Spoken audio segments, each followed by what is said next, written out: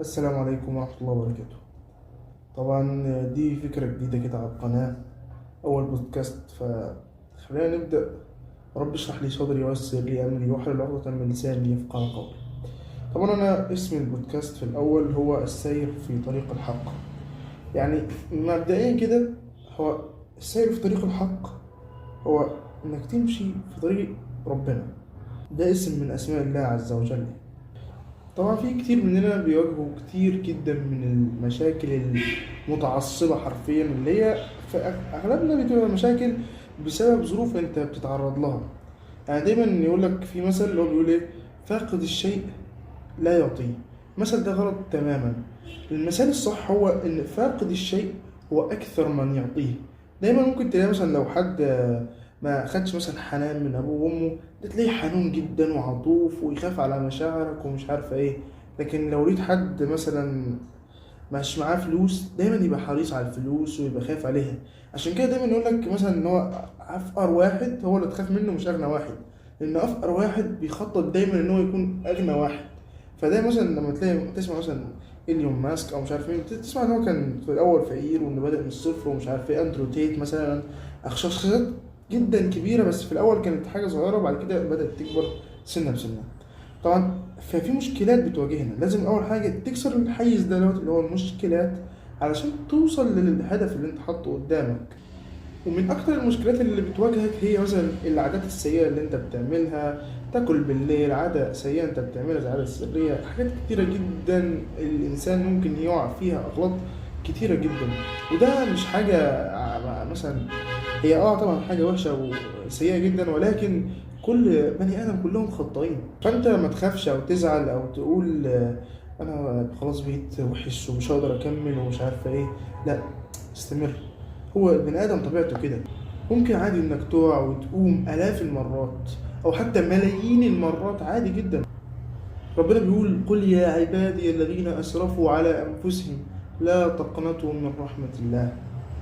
يعني اعشم في ربنا، خلي عندك ظن في الله حسن. ومن الحاجات اللي هي سيئة جدا في أي مشكلة بتواجهنا عشان تقدر تحلها، هي إنك بتتساهل في البداية مع المشكلة. أنت بتركب الزحلية حرفيا وبتهيألك إن الزحلية دي مثلا أولها حاجة كويسة، مثلا زي شرب السجاير. أنت في الأول بتركب كده الزحلية وبتحس بقى إن هي السيجارة كلها أول عن آخر إنك تمسك السيجارة وتحطها في بقك، وانا كده معلم وانا كده راجل. انت كده بتضحك على نفسك.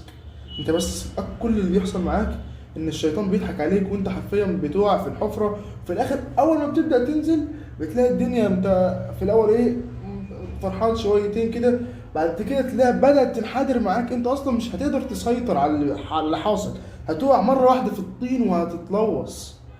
بس انت دلوقتي لسه عايش، لسه في الحياة، يبقى تقدر تكمل. تقدر حتى بعد ما وقعت في الطين تقدر تتوب وتقوم وتغسل نفسك. من القصص اللي سمعتها كمان ان هو بيقول لك كان في واحد راهب قاعد معتكف في الصومعة بتاعته، عمال يقرا بقى ويتعبد ويصلي ويصوم.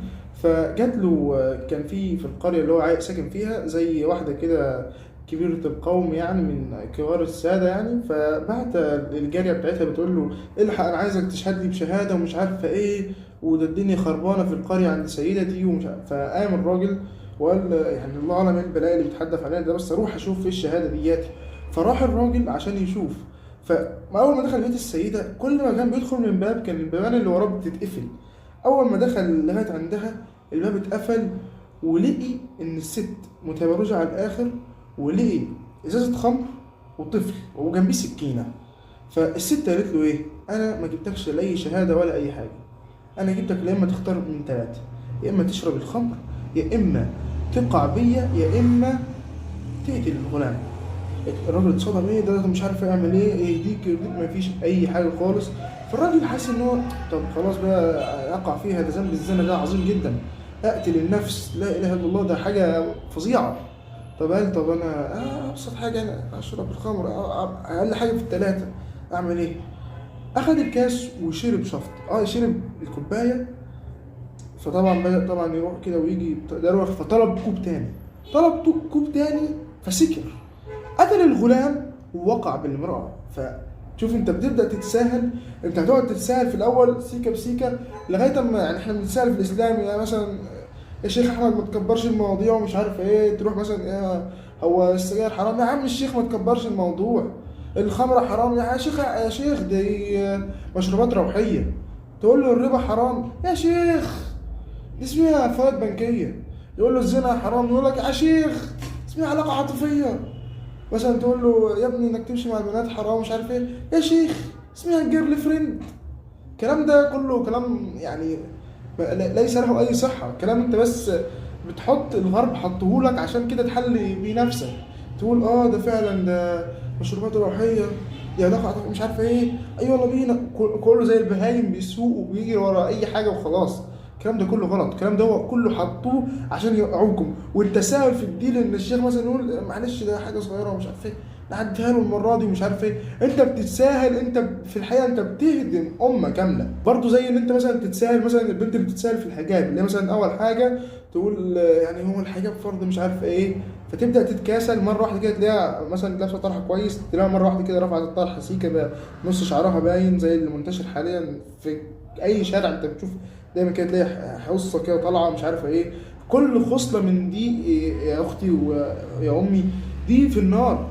انت مش متخيل يعني ايه؟ ده مش نار مثلا انت بتقوم لا ولا اي حاجه، انت نار بتتقلب عليها. تخيل انت الشمس اللي هي الحر اللي محدش بيطيقها دي، الشمس دي كلها عباره عن ايه؟ فحيح من فحيح نار يوم القيامه. تخيل انت نار قعدت 3000 سنه شغاله، 3000 سنه حتى يعني وقدت، 3000 سنه او 1000 سنه حتى وقدت، و1000 سنه حتى احمرت، و1000 سنه حتى اسودت. الفحيح بتاعها هو الشمس بتاعتنا اللي انت اصلا انت قاعد على الارض لما توصل درجه الحراره 50 انت بتلاقي نفسك اصلا يعني اللي هو انا خلاص هموت.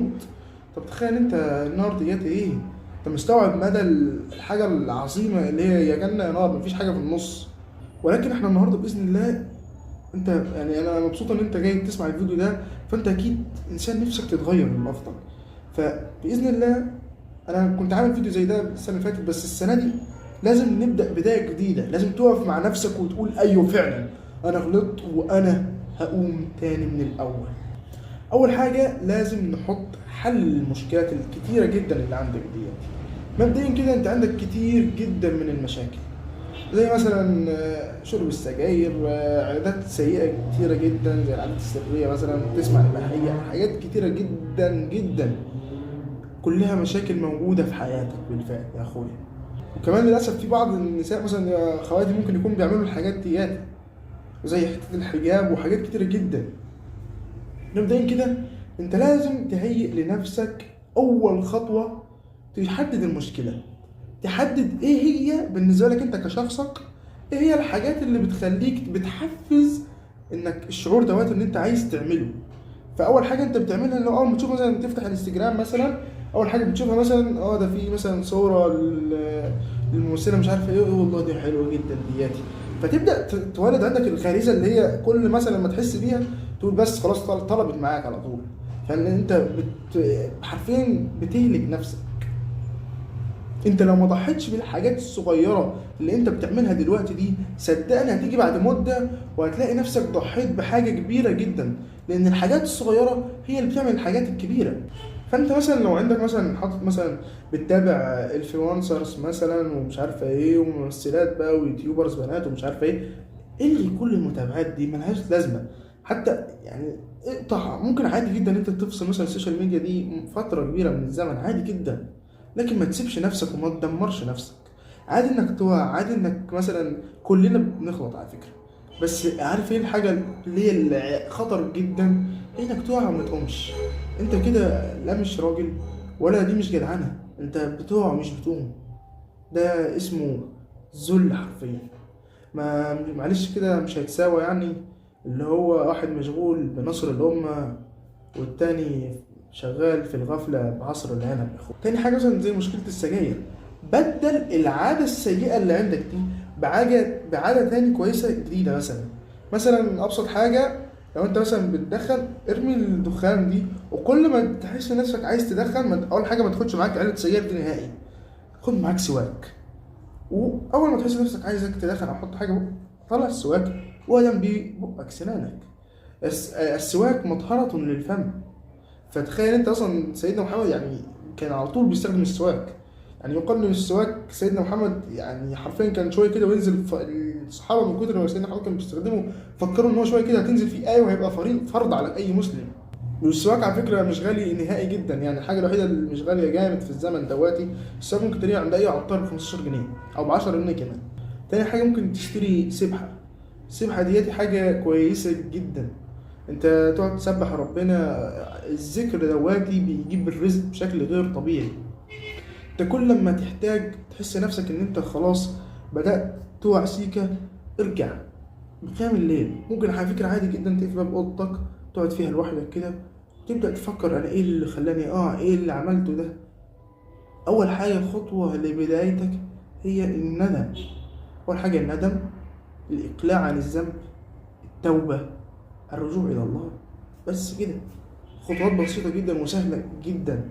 استغفر ربنا كتير، صلي على سيدنا النبي عليه الصلاة والسلام. وبرضو أهم حاجة الثقة في النفس. أنت بعد ما تعمل الخطوات دي كلها لازم تثق في نفسك، علشان كده تحس إن أنت أيوه فعلا أنا لما أثق في نفسي، مثلا لما أشوف صحابي اللي هم بيعملوا حاجة غلط دي أبدأ كده أحس إن أنا أيوه. أنت طبعا تحس إن أنت وحيد وإن أنت يعني ممكن تتكسف. ما تتكسفش، خليك واثق من نفسك. ما دام انت ماشي صح محدش عمره ابدا هيقدر يجي عليك ويقدر يكسرك. ما دام انت واثق من نفسك، انا مثلا فلان الفلان انا بعمل الحاجه الصح، انا ماشي على طريق الحق، يبقى مفيش اي حاجه ابدا هتيجي وتكسرك نهائي. ما معلش، هما قالوا على ربنا ان هو عنده اولاد وصاحبه وان هو اتخذ ولدا ومش عارف ايه. يعني عمرك ده ربهم قالوا عليه شويه كلام ومش عارف ايه. فانت كبشر انت مستني ايه؟ مستني ايه منهم؟ اكيد يعني مش هيقعدوا يطبطبوا عليك ويقولوا ده احسن واحد في الدنيا. لازم يكون في ناس دايما بتحكي عليك وتقول ده فلان فلان ده انسان وحش وسيء. عادي جدا، بس انت خليك واثق في نفسك. لو انا واثق من نفسي، على فكره واثق في نفسه بيبان من عينيه. انا واثق من نفسي، انا عمري ما مثلا هعمل كذا. والشعور دايما في البدايه انت بتحس ان انت كده لو وحيد، انا منعزل ومش عارفه ايه. على فكره عادي، كل الناس اللي كانت مثلا زيك كده مثلا او زيي كمان، اللي هو كان في الاول مثلا عنده صحاب محشين مثلا مش عارفه ايه، لما تغير وسطك انت بتغير كل حاجه. الانسان عشان يتغير لازم يغير فيه 5 حاجات. تفكيرك، المحيط اللي انت عايش فيه لازم تغيره. لازم تغير كمان وسط التفكير بتاعك، تغير اهدافك، تغير طموحاتك. كده انت غيرت نفسك حرفيا. تتغير اهم حاجه تمشي على مبادئ صح، تحط لنفسك قوانين حقيقيه. واهم حاجه انك تحظم من حدود الله. يعني زي ما قلنا في الاول انت مثلا ممكن تتساهل ومش عارف ايه، فنبدا الدين سيكه بسيكه يتهدم. لا، انت خليك ماشي صح تمام كويس. ما تحاولش بقى انك انت تروح يمين او شمال. لازم لما تلاقي حد مثلا بيعمل حاجه غلط، المسلم يأمر بالمعروف وينهى عن المنكر. يعني مثلا لما اشوف مثلا واحد يعمل حاجه صح، حييه مثلا، قول له والله حاجه كويسه ومش عارفه ايه وربنا يزيدك بارك الله فيك. قال له اي كلمه طيبه كويسه، تلقائيا انت بتولد من جواه كده شعور ان دي حاجه كويسه وحاجه صح. فبيبدا هو يبني مثلا ان هو انا هعمل كذا كذا كذا، مثلا هبقى عندي حسن الخلق ومش عارفه ايه وهوصل لحاجه كويسه. لكن انت لما تقفلها كلها كده في وشه كل ما يعمل حاجه صح، اوعى تمشي ورا صاحبك اللي هو مثلا اول مثلا يشوفك كده بدات تلتزم وتروح تصلي مثلا يقول لك يا عم انت تقريبا فيها شيخ. ده اول ما تلاقيه يقول لك الكلمه دي سيبه على طول، ما تقعدش معاه، ده عايز يدمرك. المرء مع من احب. يعني انت مثلا لو حبيته دواتي ومشيت وراه صدقني هتلاقيه كده يوم من الايام بيجرك للنار. وافتكر قول الله وما خلقت الانس والجن الا ليعبدون. يعني ما تهزرش، ده ما فيهاش هزار، يا جنه زي ما قلت ونار، ومش اي نار. واسمع المقوله دي كمان كويس وركز فيها. من عبد الله خوفا من ناره فهو من العبيد، ومن عبد الله طمعا في جنته فهو من التجار، ومن عبد الله لأنه رب يستحق العبادة. ربنا من عليك بحاجات كتيرة. أبسط حاجة غمض عينك 10 دقايق، أو يعني مفيش حد يغمض عينك 10 دقايق. غمض عينك بس وعد لغاية يا سيدي 20، هتحس نفسك دايخ. قوم كده امشي انت ومغمض عينك، خلاص خلصت. انت هتحس نفسك ان انت بقيت في نقمة شديدة جدا، حاجة لا يحمد عقباها اصلا. وبرضو انك نعمة الحس نعمة الشم نعم كبيرة جدا خالص، احنا مصدقني مش مقدرينها.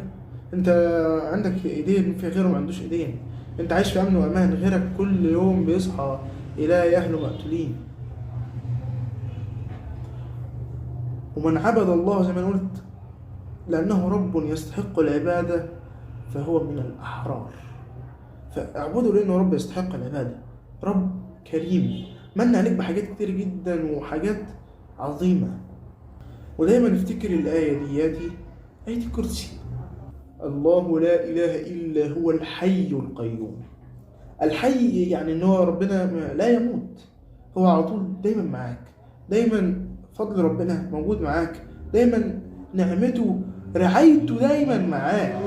إن ده مثلا أنا يعني ربنا بيقول لك إيه، أنا الحي الذي لا يموت. يعني أنا مثلا مش أبوك مثلا يقول لك يا ابني ما تخافش وعيب عليك ده أنا جنبك أنا أبوك، لا لا لا لا، ده رب حي لا يموت له ما في السماوات وما في الارض. يعني انا قومت السماوات والارض دياتي مش هعجز ان انا اقومك انت؟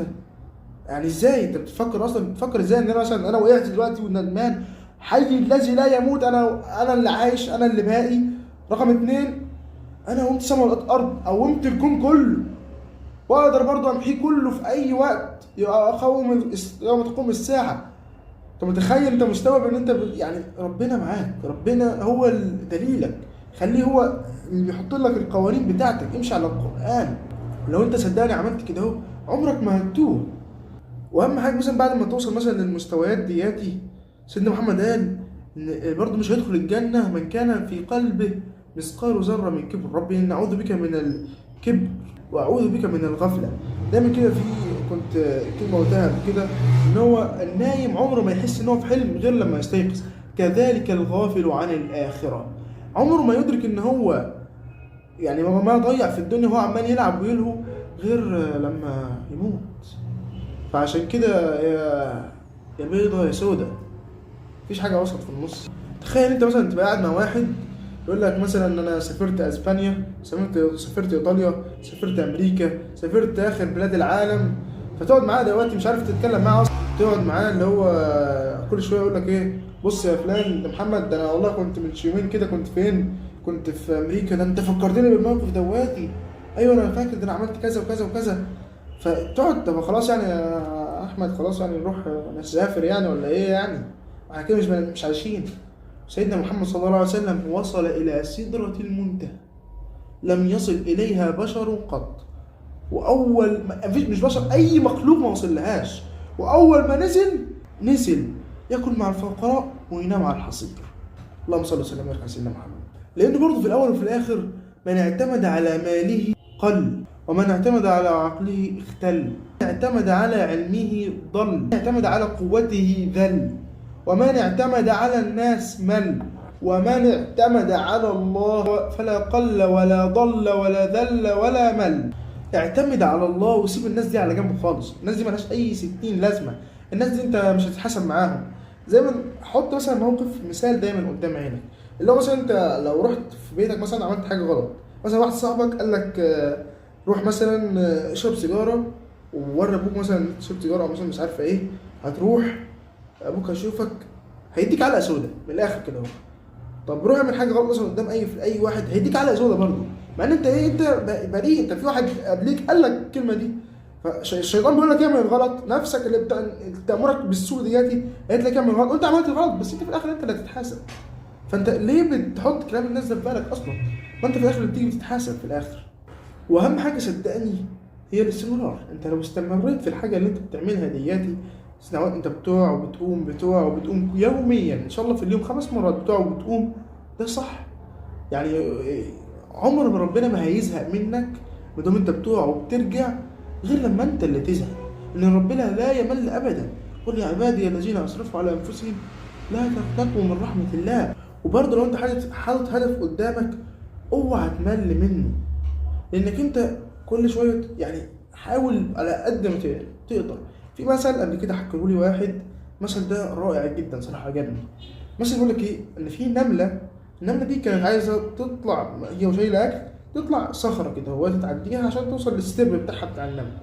ففي واحد شخص واقف عمال يتفرج عليها، فشاف النمله هي كل شويه عايزه تطلع للبتاع دي، كل شويه تطلع مثلا نصها وتقع، تطلع نصها وتقع، تطلع مثلا تلات ارباعها وتقع، تطلع وتقع، تطلع وتقع، لغايه ما الراجل زهق منها، اللي هو خلاص اعمل لك ايه يعني. قام الراجل عمل ايه؟ جه كده ورفعها خلاها توصل للناحيه التانيه. اول ما وصلت للناحيه التانيه فاهم اللي هو فرحة جامد. اول مثلا ما الراجل رفعها للناحيه التانيه، طب تخيل انت ده بشر فصعبت عليه، قام زهق منها، قام كل ما يشوفها تقع وتقع قام رفعها. ولله المثل الاعلى.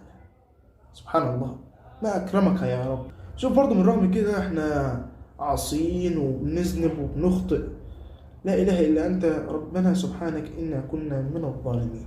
صدقني اوعى تحس بالوحده ابدا، واوعى تحس ان انت متضايق، او اوعى تحس ان انت مثلا هي الدنيا دياتي هي الاساس. لا لا لا، الدنيا دياتي ربنا لا يجعلها مبلغ همنا ولا اقصى علمنا. الدنيا دياتي سيبك من هي فانيه، الدنيا دياتي انت فرحان بيها يا اخويا، ربنا نزل فيها سيدنا ادم ليك عقاب لان هو عصى ربنا. فانت متخيل اللي هو انت تنزلها ده عقاب، فانت فرحان بيها وبشهواتها. ربنا لما خلق الجنه والنار قال لابليس، قال سيدنا جبريل، قال له ادخل الجنه يا جبريل وشوفها وتعالى قول لي ايه الوضع يعني. فدخل جبريل فراح شاف الجنه، لا حلوه جدا جدا. طلع ربنا قال له ما تراها عين قط الا وتقول انا عايز ادخلها الجنه دي يا رب. وقال له طب ادخل النار كده يا جبريل. لما دخل شاف النار دياتي حس انه يا رب، رجع قال له يا رب ما في اي عبد او اي مخلوق يشوفها غير اما يتمنى انه ما يدخلهاش ابدا. اما ربنا عمل للجنه سور وعمل للنار سور. فلما قال له ادخل تاني يا جبريل فدخل وشاف السور وطلع، لان السور اللي على الجنه قال له يا رب ما رآها بشر قط، وكان نفسه يدخلها، بس السور بتاعها يعني اللي هو ايه، انك تبتعد عن المنكرات، تبتعد عن الفواحش، تبتعد عن المحرمات، تبتعد عن الشهوات. فانت مستوعب ان هو سورها صعب والوصول ليها صعب، فانت موجود في الدنيا دي عشان تدفع ثمنها. والنار كل اعمالها كويسه، السور بتاعها من ظاهره ان هو ده الخير. انا لما اقعد في فلوس كده هواتي وابقى ملك ومسيطر ومش عارف ايه، واشرب سجاير بقى وسجاير وزنا بقى ومش عارف ايه وبنات حاجه استغفر الله العظيم وخمره، انت في الدنيا كده حاسس ان انت توب التوب، بس في الاخر برضه تدخل النار. فاهم اللي هو مقفله معاك من كل النواحي. لكن اعتمد على الله. انت لما تعتمد على الله اي الطريق ده صعب، بس تخيل انت بتخلد في جنة، بتخلد فين؟ في النار. فصدقني الدنيا دي لو فاتتك انت ما خسرتش اي حاجة، ولو كسبت الدنيا وخسرت الاخرة فانت خسرت كل حاجة. هو ده كان يعني فكرة البودكاست. انا يعني زي ما ذكرت يمكن بودكاست يمكن قصير شوية، بس يعني اتمنى ان هو يعجبكم. ولو في حاجة مثلا انتوا حابين ان احكي عنها بالتفصيل اكتر يعني يا ريت تكتبوا لي فيها في التعليقات. وبرضه لو عجبتكم السلسلة دي عايزين نكمل فيها ممكن نكمل فيها عادي. وبرضه في نفس الوقت يعني الدال على الخير كفاعله، متنساش تشارك الفيديو ده لأكتر عدد من صحابك عشان الكل يستفاد. احنا دلوقتي في زمن يعني ما يعلم به الا ربنا بجد يعني. متنساش تشترك في القناة، تعمل طبعا على زر اللايك، واشوفكم فيديو جاي ان شاء الله.